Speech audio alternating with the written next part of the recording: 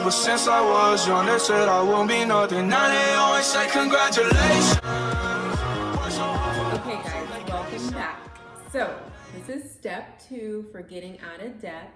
And the second step is to create a list of everything that you pay for during the full month. Now, I don't mean like groceries or going out to eat or like movies and stuff like that.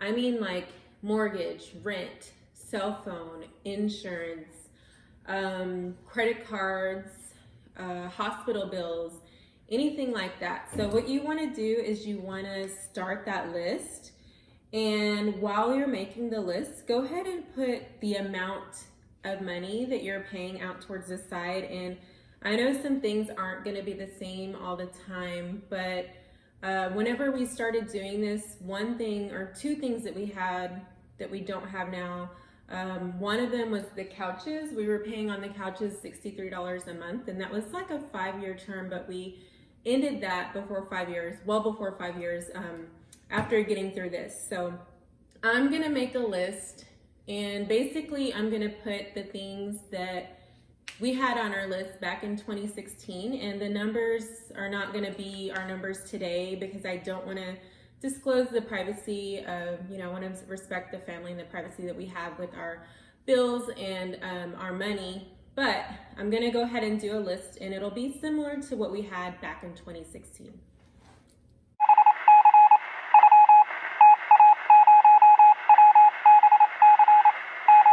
Okay, so I wrote out my list and the amount of how much it was that I was paying for these things, and the total came out to $4,590. That's per month.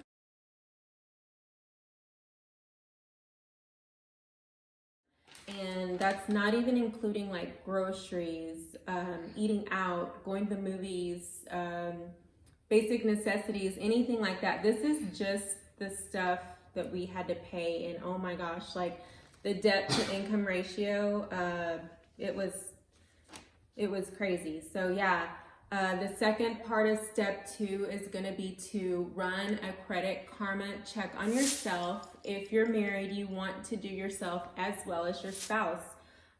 Find out if either of you owe anything or have anything on your credit.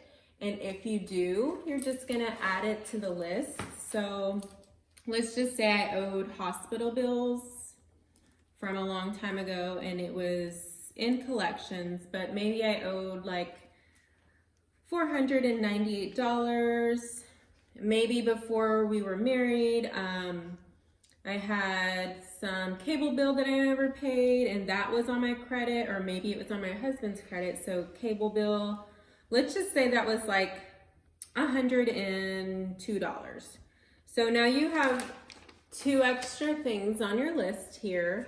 So that's the end of step 2. So recap, step 2 is to write all of the bills down that you're paying, everything that you're paying on a monthly basis, and then the amount that you're paying.